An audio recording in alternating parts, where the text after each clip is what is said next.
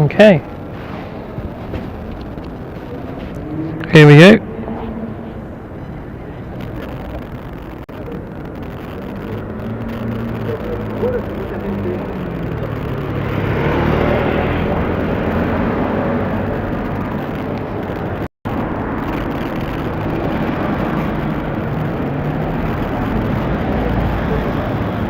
Are we back?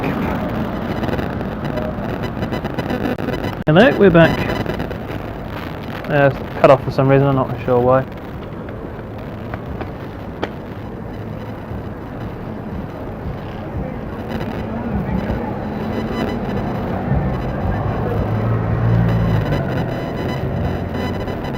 Okay, so we go back here. Oh, mum.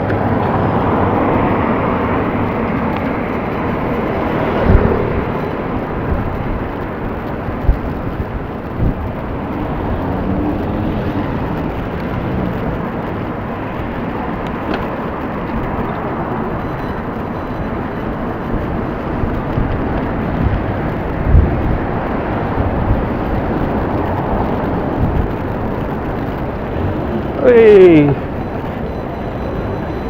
Yeah, that's it.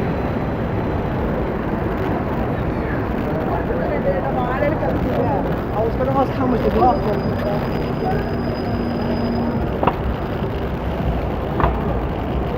Big people.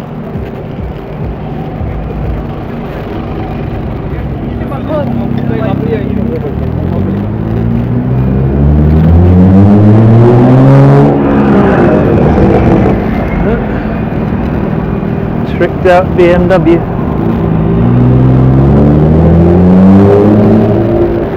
What's that really? The 335, isn't it? The 3.5 litre dual turbocharged V6 or whatever you get from.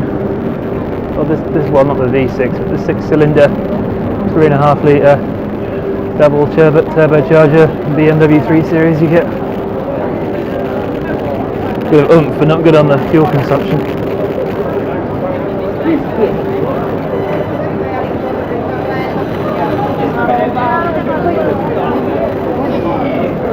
Like that?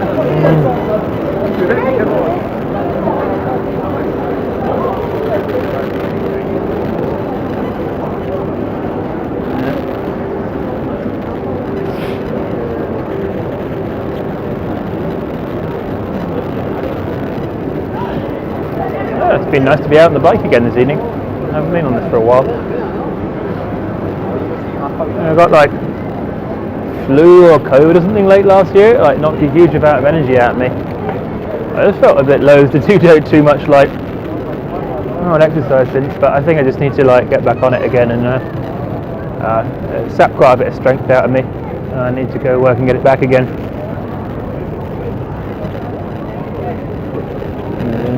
I felt like knocked on my back for like 2-3 weeks.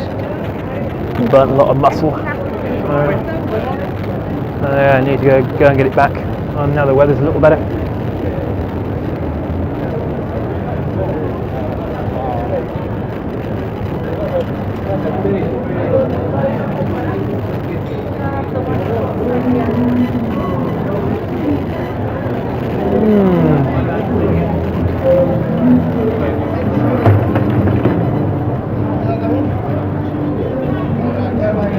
What's happening at Mr. Wu this evening?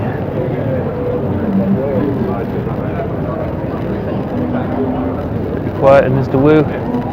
I don't think there's anyone eating. Tell the one person eating in there is staff or local. You with me, Mr. Wu.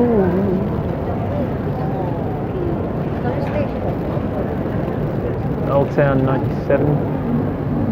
This is actually one of the Chinese restaurants that opens like really late here. You can eat like after midnight. It's not too expensive.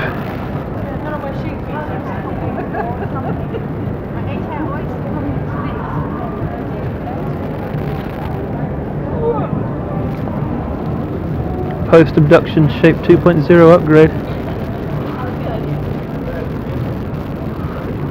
Remember the like button. Lost you now.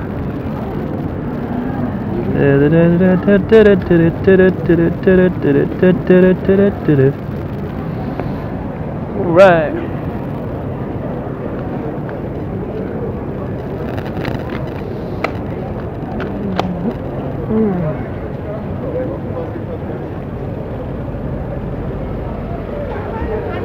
Rolling a cigarette in my G-Wagon.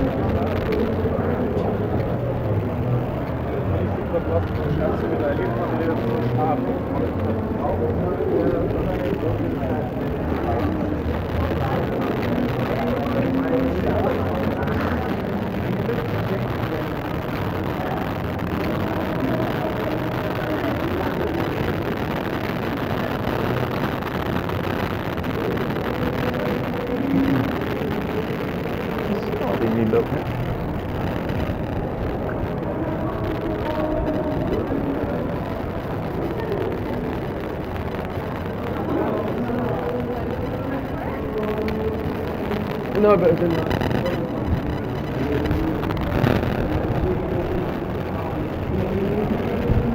Ristorante Roma. I think I was having a pizza there. I had to send back. Or something that wasn't very nice. Maybe some calamari that was pretty subpar. What was it, this one? One of the ones here. I can't remember exactly.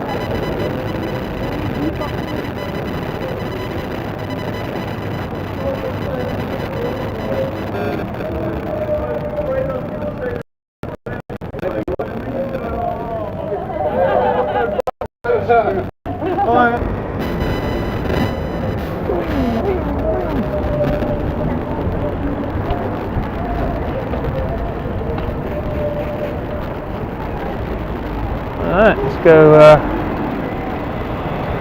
another little ride around.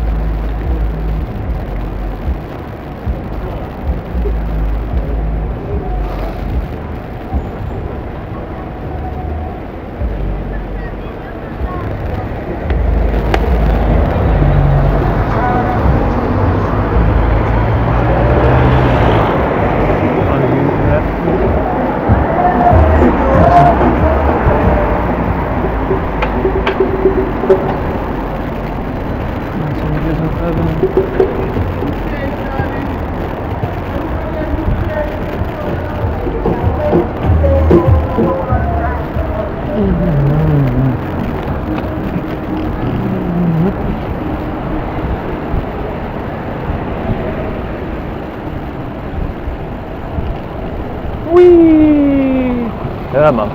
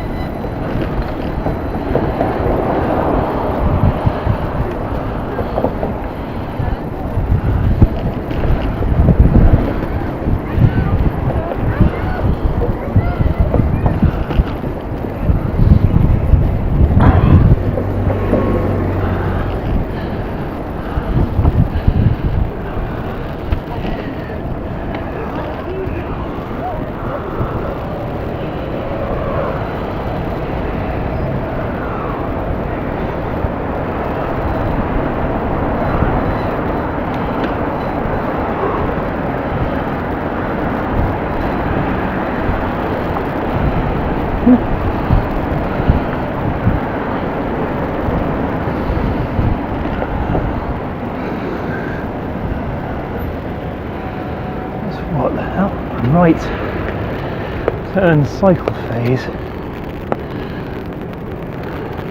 Nonsense, isn't it?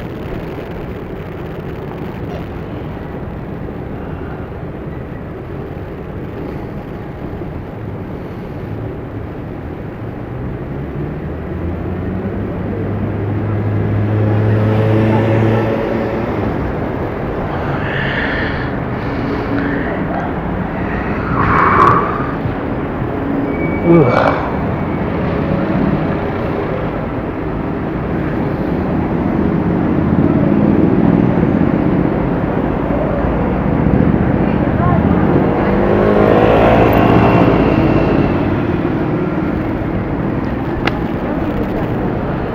Bloody hell.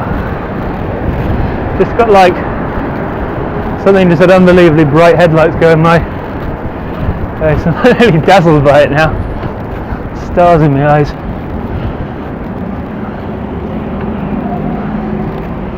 Bloody modern headlights. No, I can't see shit now. I was truly dazzled.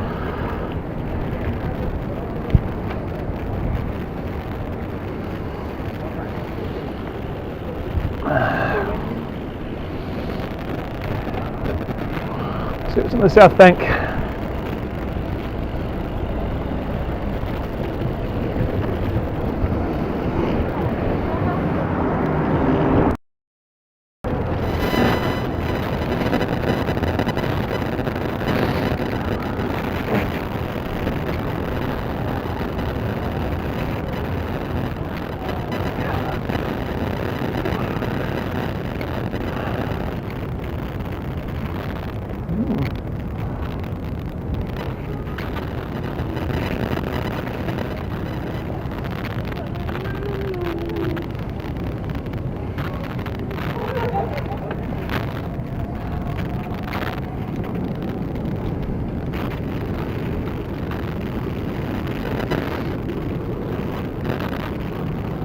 Ambulance crew chilling spot.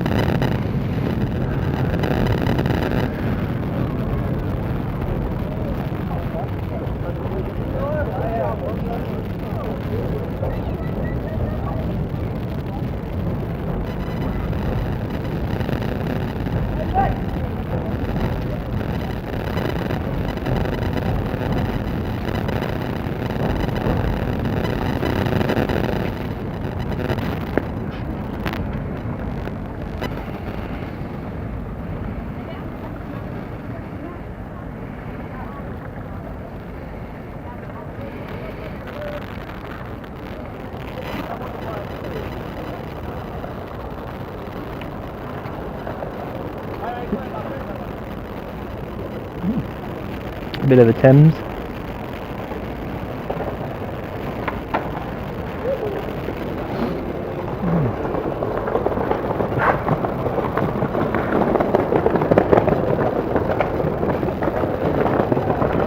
I'm trying to figure out whether on the bridge, like it has this kind of shimmering effect on it. I'm wondering, is that like the lights? Yeah, I think it is the lights. It's not an optical illusion.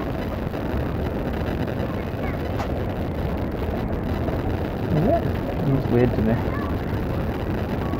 They got some kind of shimmering going on.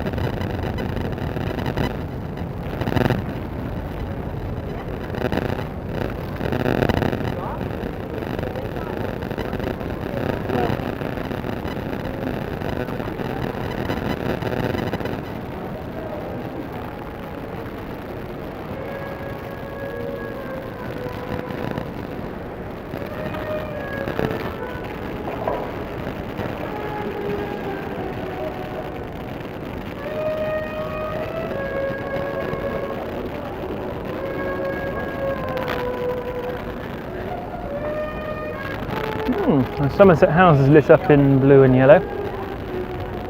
I'll show you that. What the hell? Is this some kind of children's book?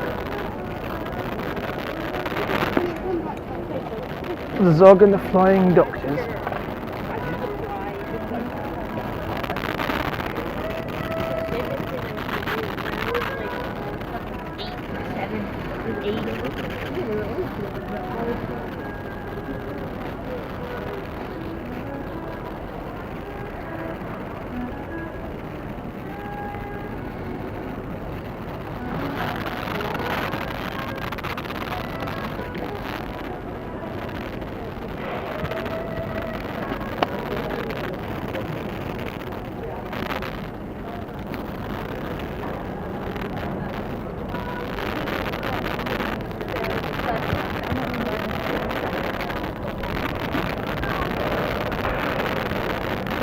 A man running home with a bag of onions in his hand. Precious cargo.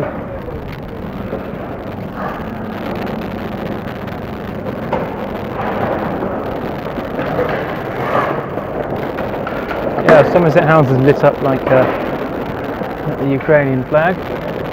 Even here is in, I think, the architectural lighting is set to blue and yellow. Go up onto Waterloo Bridge, I can really show you better from there.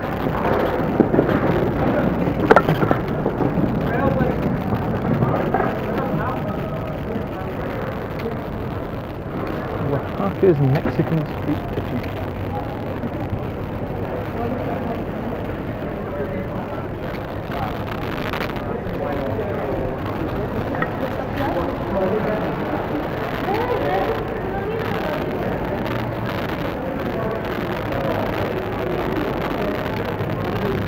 Teatro Nacional.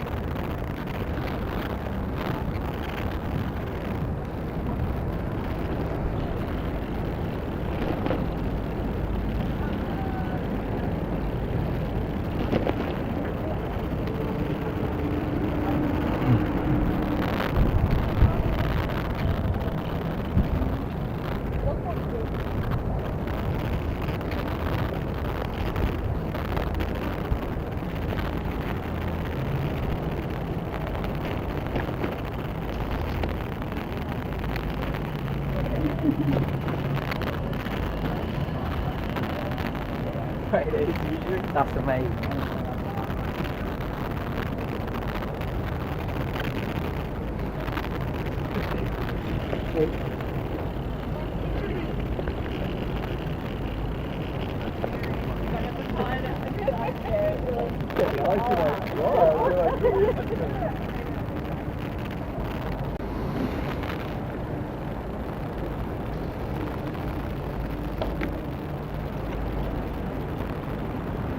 Whoop.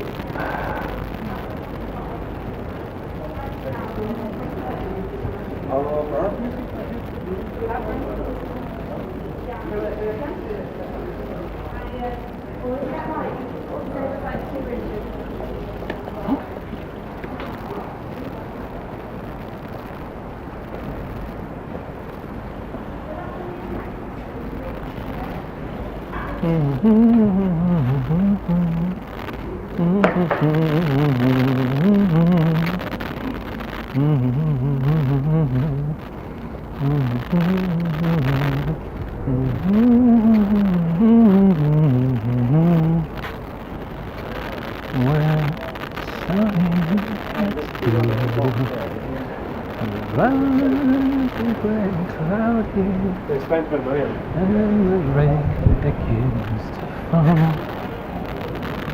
Get better, get better.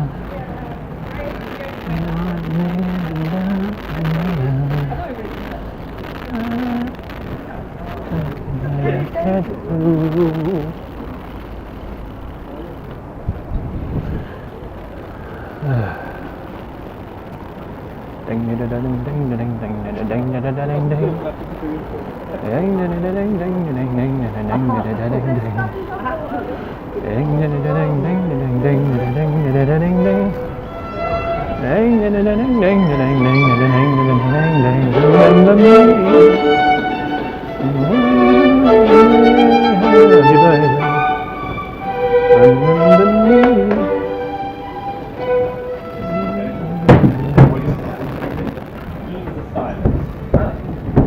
Thank you.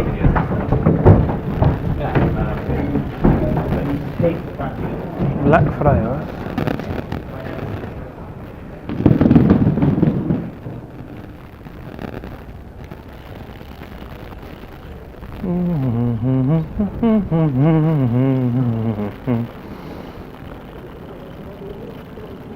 On go.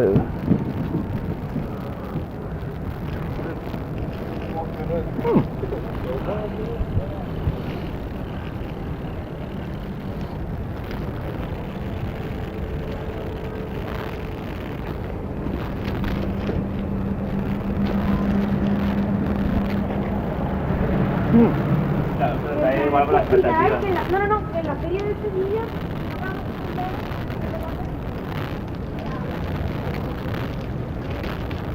They've dropped in, isn't it?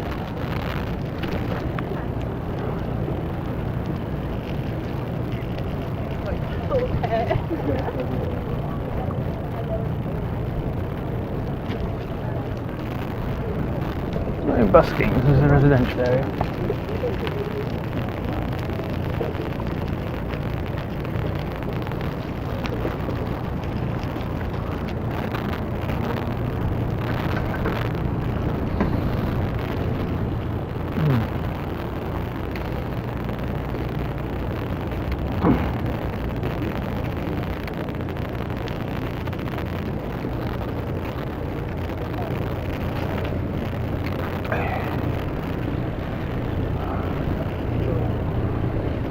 Something there.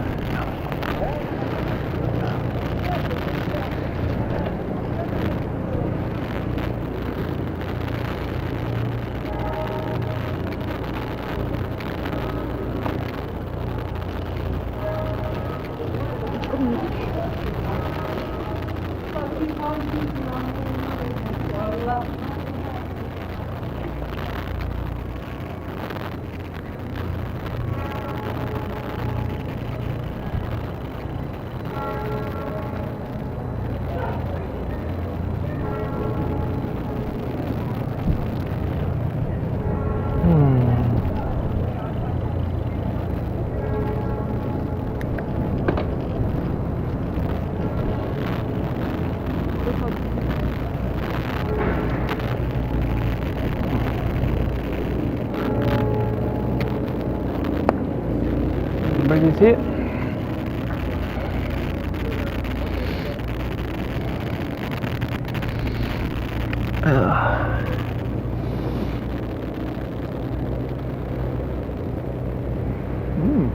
Where are we now? Is that West Southwark Bridge? Well, it's pleasant and really peaceful tonight. There's hardly anyone out. Right, it's what, just hit 9 o'clock? You expect people just to be finishing their desserts at their restaurants now. There's like no one around. It's just dead quiet.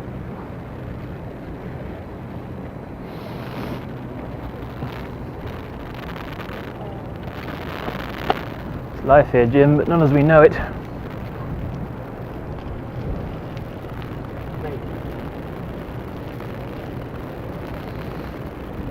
Greek is about 75-80%, oh my god, like 90% empty in there.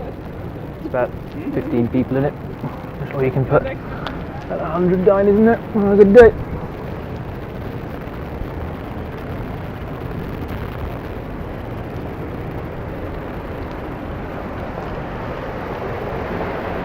Lunch deserves more than a sandwich.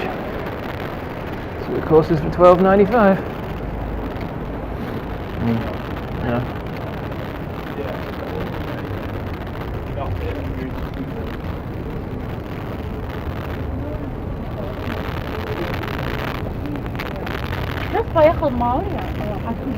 Battery check, we're at 11%, so we've got another 10 minutes if I've got to this thing dies. I'll try to get you down to Borough Market in there.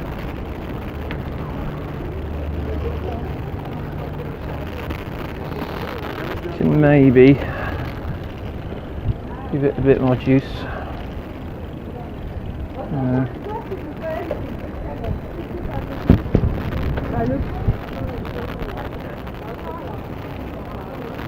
Let's try this.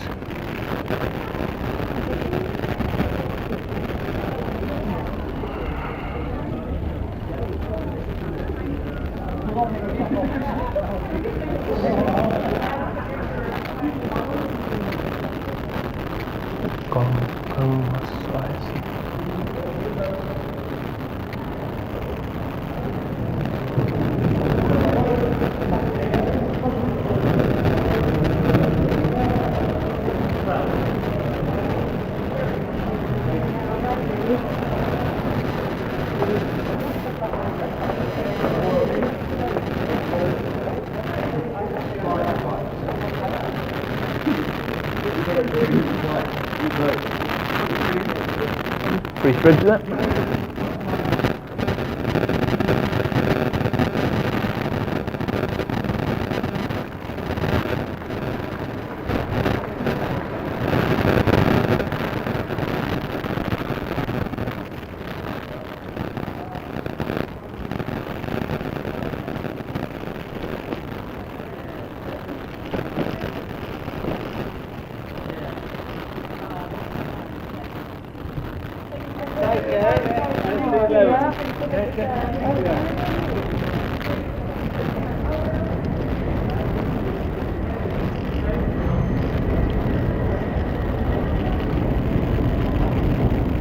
Borough Market is Leded. It's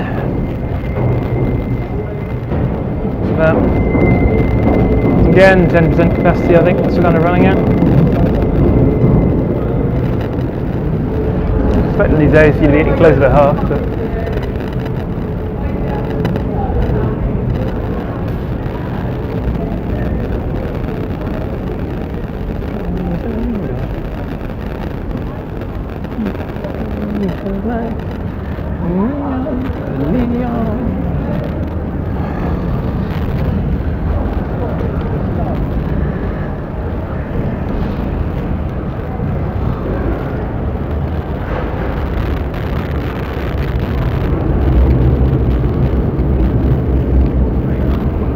Hong Kong.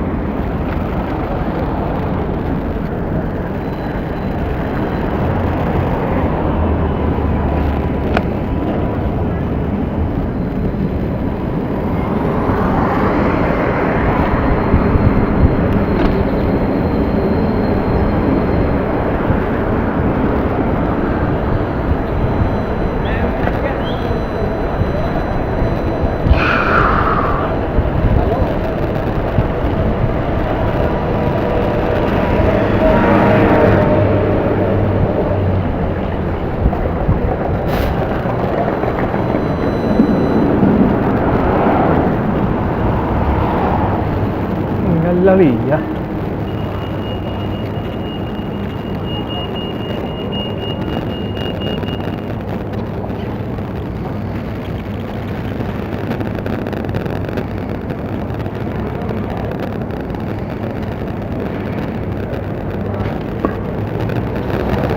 Solid dining. I don't know, and the nuclear thing, it's one you need. If you're in London, you're probably going to get pulverised.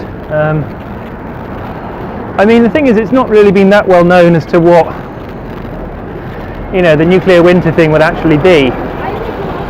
Because it depends on like a vast amount of buildings and earth being thrown up and dust being made. I don't think anyone's really tested that before. It's just a hypothesis that would happen. I think there's no doubt a vast amount of people would die if the bomb really went off, but you know, we're repairing our fountains.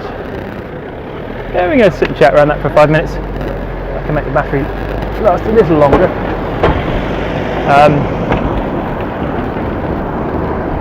Yeah, I think that like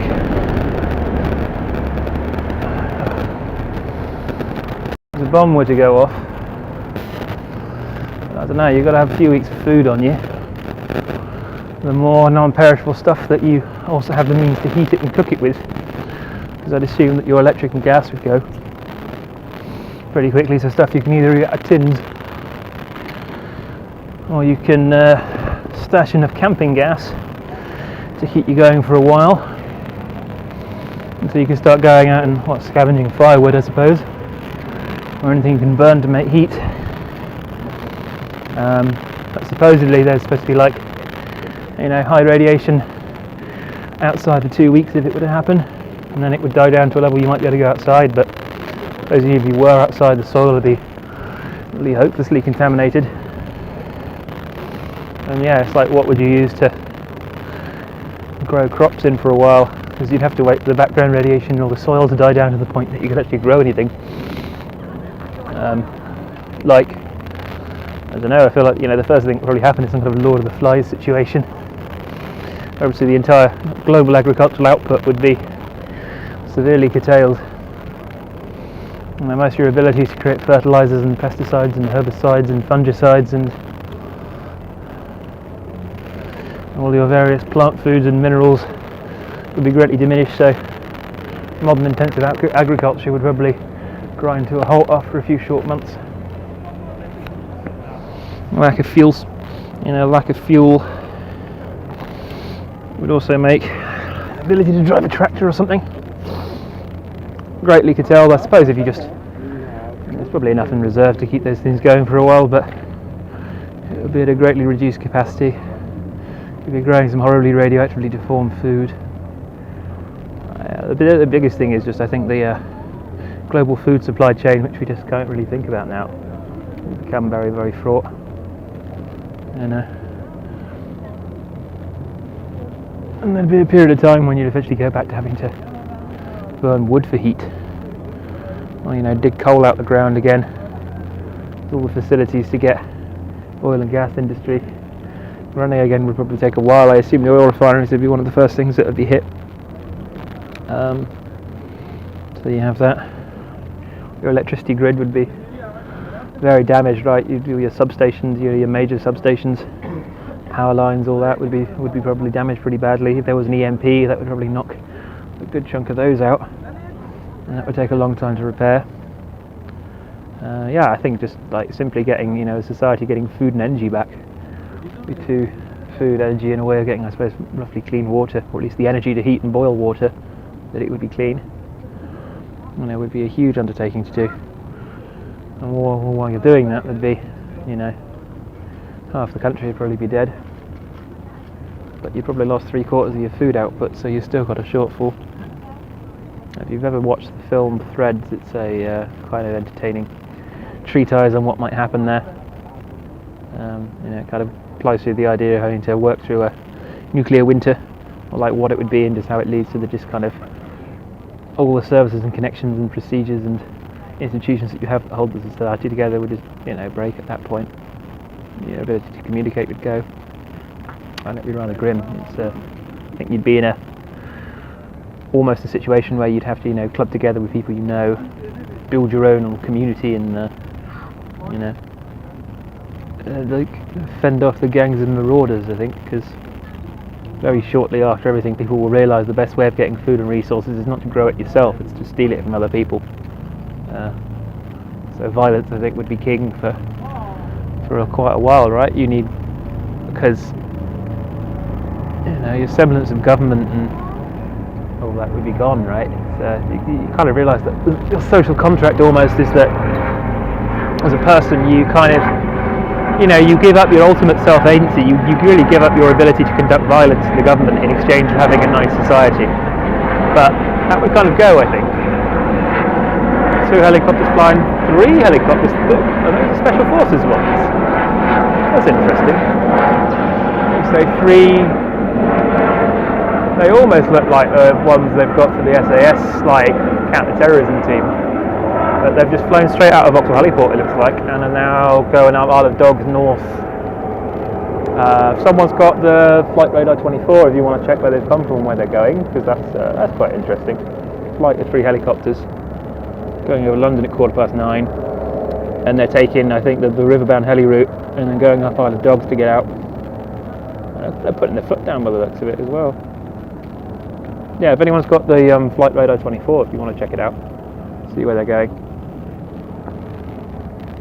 Up to Colchester, perhaps. Imagine if you were being shipped to Ukraine, you wouldn't fly that way because you want to fly to Bryce Norton.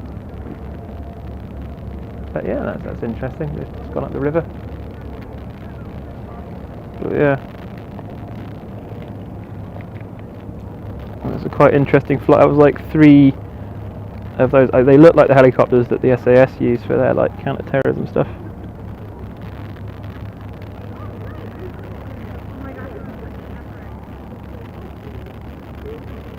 It's not showing up. Yeah, okay. Helicopter.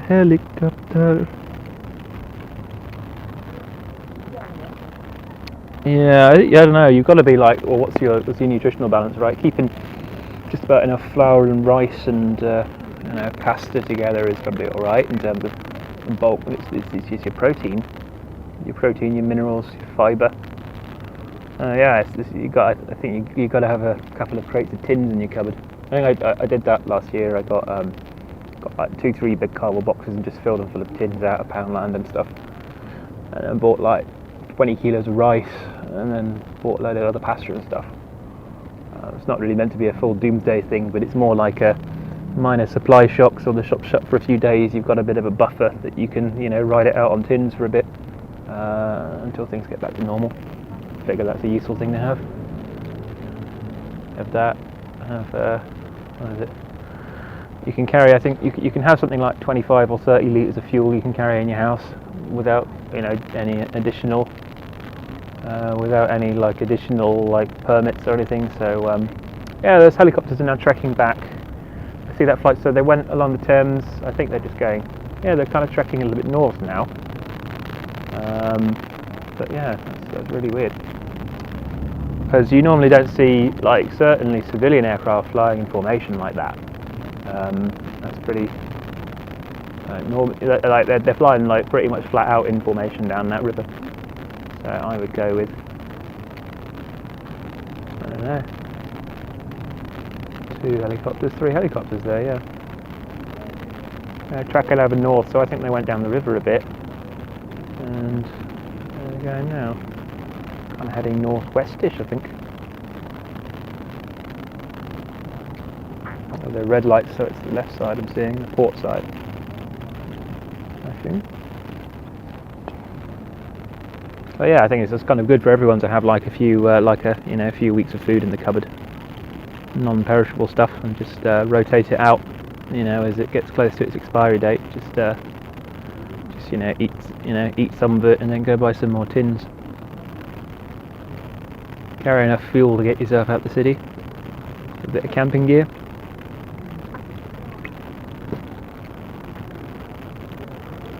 And probably have a few £100 in cash just stashed away just in case as well. Maybe a little bit more than that. Okay. Let's see if I can. Let's turn the brightness right down. Maybe I get the charging rate. No, it must be. But the police don't have those helicopters. Those are the. That was very weird. If it's not turning up on the scanners. 20 kilos rice enough for a week. 20 kilos rice is like, well, what? You dry weight 100 grams is like 100 grams dry weight rice is like 2 meals for one person. That's 50 grams. What's you get for 50 grams? So you get in like 20 portions in a kilogram. It's 400 portions of rice for one person. 20 kilograms. What do you call that? Meals, 400 portions, you eat what, 21 meals a week? 20 weeks of 400 portions of rice, you eat 7 by 3, you know, if you ate only rice, 21, yeah, it's like 20 weeks, that's like nearly half a year of rice is 20 kilograms on one person, if you just ate rice as your only carb. Yeah, I figure 50 grams when you cook it, it's relatively, that's not enough to cover your entire daily calories, but it's like one reasonable rice portion if you have it with other stuff in a meal. So yeah, sensibly you could search probably 40 kilos of rice plus like a shitload of other tin protein and stuff. You probably have to buy, you know, equivalent again-ish in protein and stuff, and you could probably feed you for a year just about.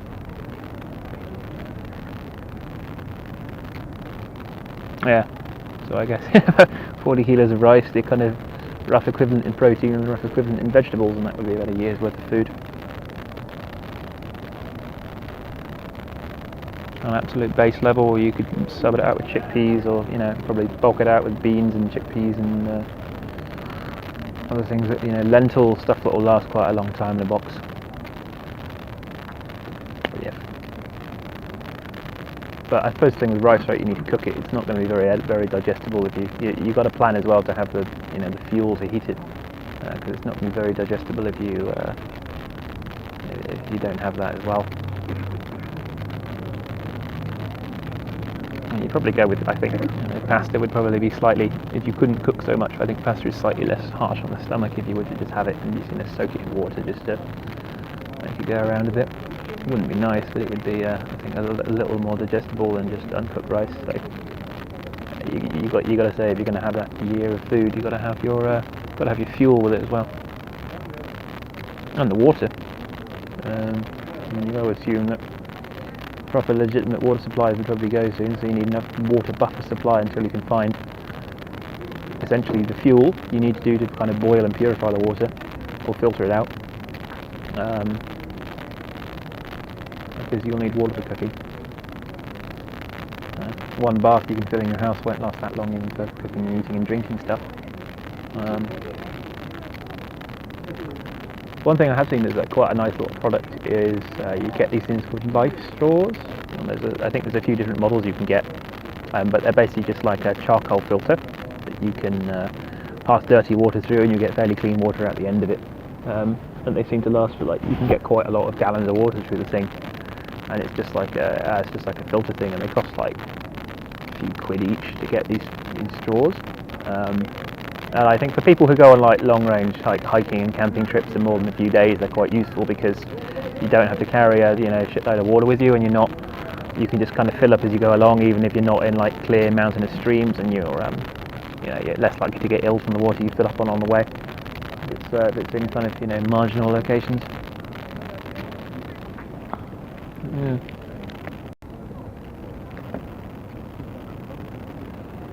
Might just take charge of the camera, maybe. Should still be working, but it should hopefully get a bit more charge to the phone.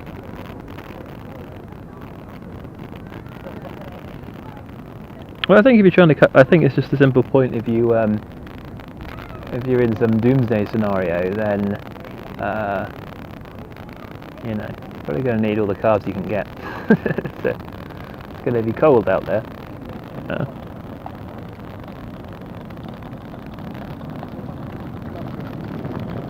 Barrels of oats. Camping gas and stove stuff. I mean, it's like you probably you can get these kind of dual fuel ones where you can. Probably the more sustainable thing to find is something like the methanate spirit, like the Trangia stoves. If you probably wanted like doomsday stuff, the Trangia ones they just burn like methylated spirit rather than liquefied gas, like compressed, like camping gas ones. Because you'd probably be, you would hope there would be enough, B&Qs and decorating stores that would be left that you could ransack out the white spirit and the turpentine and stuff. From there, and it would at least make a fuel of sorts, or you could burn petrol in it or something, if you could find any. Because I just think the amount of camping gas you'd be able to find out or refill on, because you need quite a lot of infrastructure to do it. Whereas I suppose it's just if you went to go for like a meth stove, there's a few brands that do something like a Trangia. Trangia's one of the big companies for it, but that's probably one of your better options. And then be looking to just scavenge as much coal and firewood as you can. The other side. I have a gas stove for camping because it's light and convenient, and it's and it heats up quickly. But I'd be like it wouldn't last very long. SHTF, shit hit the fan scenario.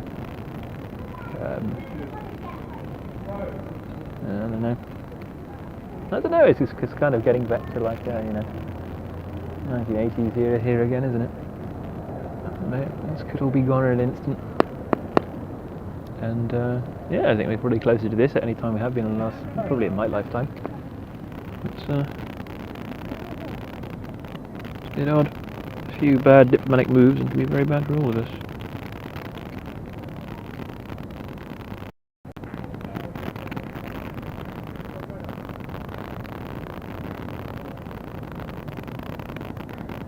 Do piss? I'm not sure if it does piss. I'd probably say you could probably put it through once or twice, but it's pretty nasty, like what's left in piss, right? Once you filter it out. So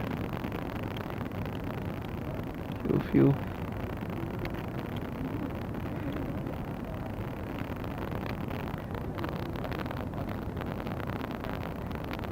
No picture. Hang on a sec. Maybe did just put this back in.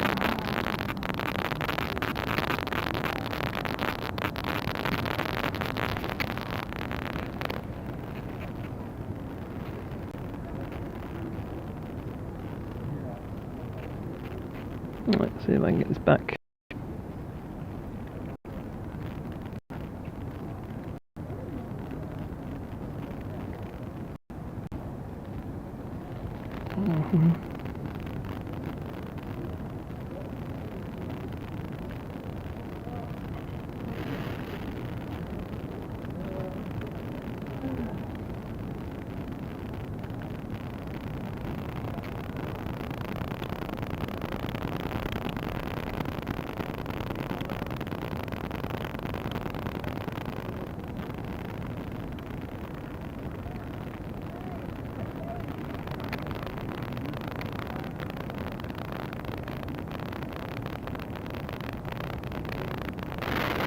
There we go, I have some picture back now.